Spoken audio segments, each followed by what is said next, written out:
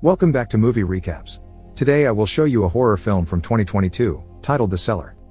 Spoilers ahead. Watch out and take care. The Woods family is moving into their new home in the countryside. Kira and Brian are very proud of the house they've bought for their children, and their son Steven is excited as well, but their daughter Ellie is a different story. She hates having left her friends behind and feels disconnected from her parents, thinking they don't understand her. This house called Zahouse is very particular. There's an old painting of a man with a finger raised, and letters from an unfamiliar alphabet with a triangle under them which are placed above every door except for one that just has a pentagon. When they check out the cellar, they don't find it very interesting, but on their way out, the door gets closed before Ellie can leave.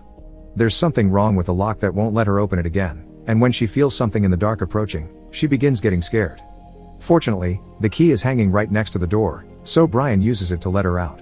In the evening, Kira asks Ellie to babysit Steven because she and Brian need to go to the office for an emergency meeting. While Ellie is on the phone with an old friend, she suddenly gets jump scared by a strange figure. It's just Steven, wearing a cloak and a weird-looking skull that he found in a hidden compartment in the rec room. The family hadn't known about this hidden compartment, so Ellie checks it out and finds a plaque in it that says Solve et Coagula, an old record player, and an abacus.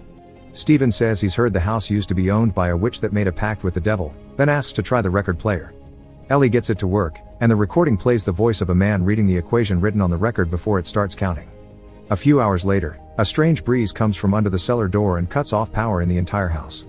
Ellie calls her mother for help, and Kira tells her to go down to the cellar to check the circuit breaker. Too scared to enter such a room in the dark, Ellie says she can't do this, so Kira tells her a little trick of hers she uses when she needs to clear her mind. She counts. Kira guides Ellie through the phone, encouraging her with each step she takes and counts. 10 should be the last step, but when Ellie reaches it, she closes her eyes and falls. On the other end of the line, Kira can hear her counting up to 30 and not responding to anything she says, so both Kira and Brian hurry to return home. When they get there, they can't find Ellie anywhere in the house, so they call the police.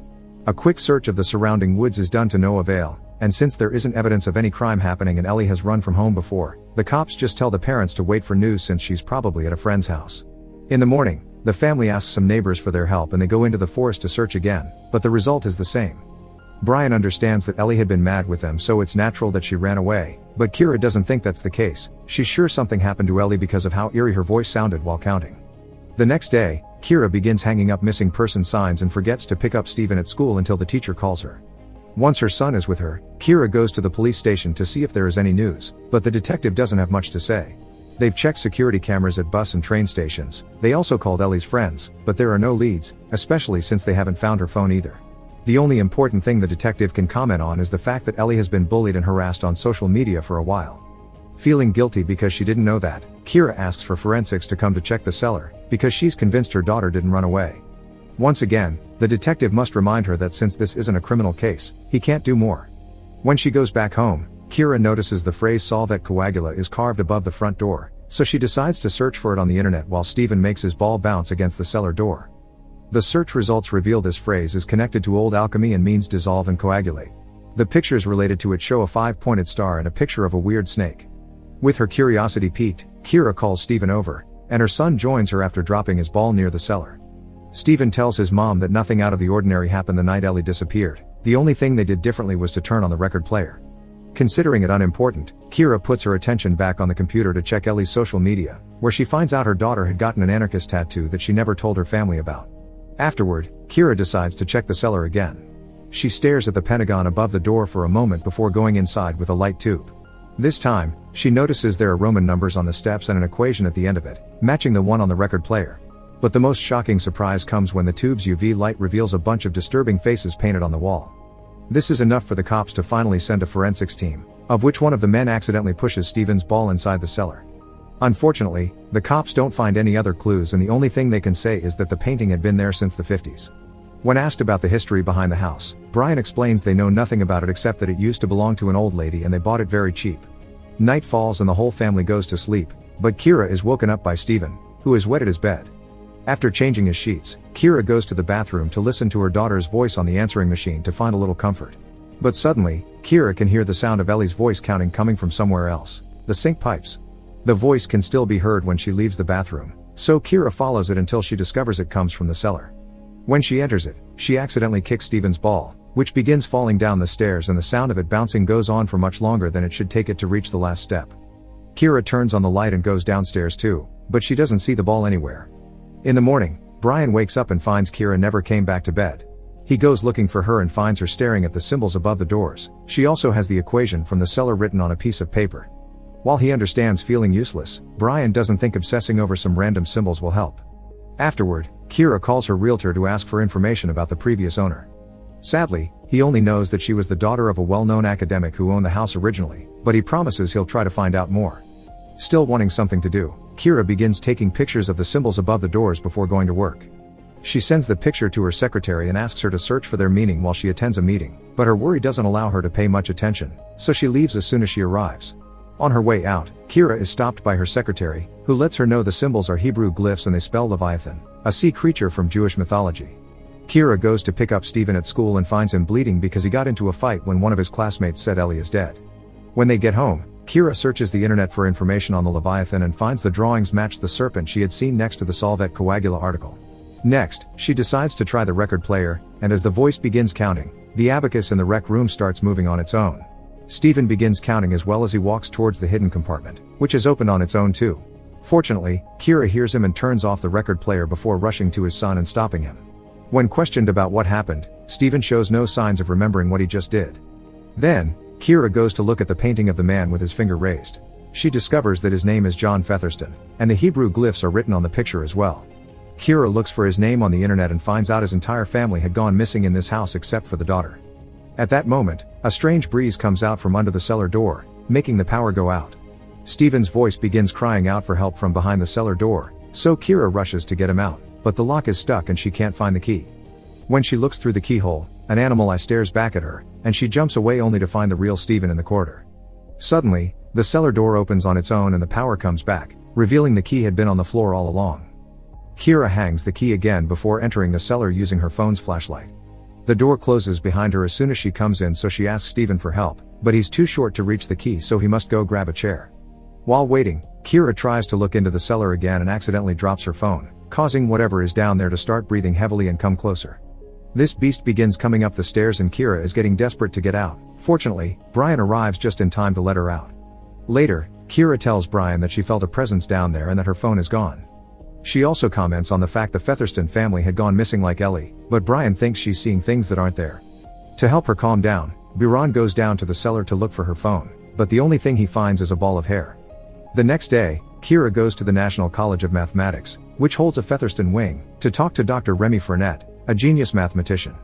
Kira gives him a piece of paper with the equation from the cellar, and when he reads it aloud, the lights flicker for a second.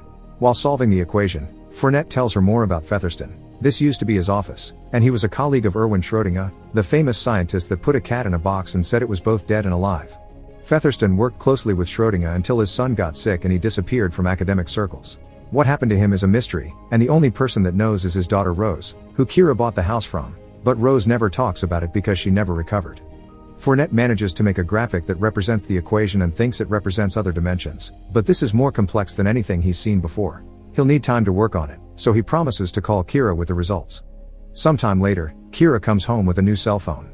As soon as she turns it on, she gets a call from Fournette, who says he's been trying to call her for a while and a strange voice kept picking up, only responding with counting. Then he explains he's spoken to a colleague about the equation, and he believes it's related to a branch of mathematics created by alchemists in the 12th century. It seems to be some sort of an incomplete sequence or an unfinished incantation, and it's definitely related to other dimensions.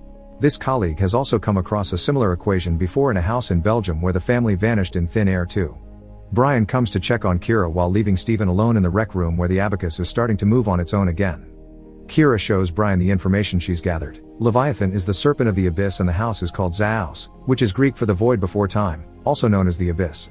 Once again, Brian thinks she's reading too much into decorations, so to make her forget about it, he tries to destroy the equation plaque. However, the hammer only bounces without even making a dent. At that moment, the record player begins playing and Steven moves towards the hidden compartment where he finds a pale-looking Ellie, who keeps on counting while showing glyphs carved on her face. Steven cries out for help, but when his parents get there, the record player has gotten stuck on 10, and Ellie is gone, only leaving her phone behind. The next day, Kira gets a call from her realtor with information on where she can find Featherston's daughter.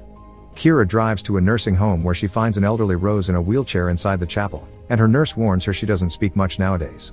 Deciding to try anyway, Kira tells Rose about Ellie and asks for her help.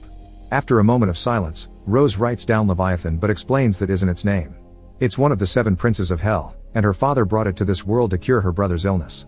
The ritual isn't in just the cellar, it's the whole house. On her way back, Kira tries to call Fernet, but the line only has static and a voice counting. Meanwhile, Brian has started to do some research of his own, putting the triangles together with the pentagon forms a 5-pointed star. This star with the glyphs around it represents the demon Baphomet, the gatekeeper of hell.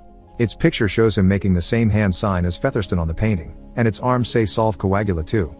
When Kira arrives and sees all this, she realizes Rose is right, the whole house has been designed around it. Kira turns on the record player to explain that the equation probably opens the gate at the same time Steven loses control of his drone and follows it down the cellar, counting each step. Baphomet is waiting for him at the bottom, and Steven screams as the power goes out. His parents quickly go after him but only find the drone, so they begin searching the house to no avail.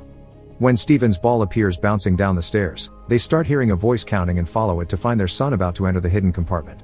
They take Steven away to check on him, discovering the boy is burning with fever. While Brian goes fetch some water, Kira tries to take off Steven's shirt, only to find a start carved on his chest. Suddenly, Steven says he remembers riding a horned beast before he begins counting again. Kira goes looking for Brian again and finds him standing in another room, counting down, and once he reaches 0, he announces it's here. The door to the cellar opens on its own and strong wind comes out of it as the sounds of Baphomet coming up can be heard. Kira runs to hide in another room, but the demon finds her, so she runs into the cellar with a flashlight in hand. The stairs have magically become much longer and there's a door at the end, so Kira runs towards it to escape the beast. She hides behind a wall at the bottom and waits for Baphomet to leave through the door before exploring the room. When she finds a tunnel, she crosses it and is shocked to find a huge open area filled with lost souls that are walking in line and counting. Among these souls is Ellie, who Kira finds thanks to her tattoo. Dragging her daughter with her, Kira returns to the stairs, trying to hurry because she can hear Baphomet coming after them, dropping the flashlight in the process. When they return to the house, the power is back on and Kira closes the cellar door to keep the beast inside.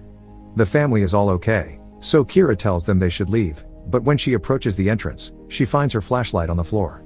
As her family begins counting, Kira opens the door to find the long stairs on the other side. Soon Kira begins counting as well as the house is shown not to be in the woods anymore but on a desolated land. Make sure to subscribe and turn on notifications so you can watch more videos like this. Thanks for watching.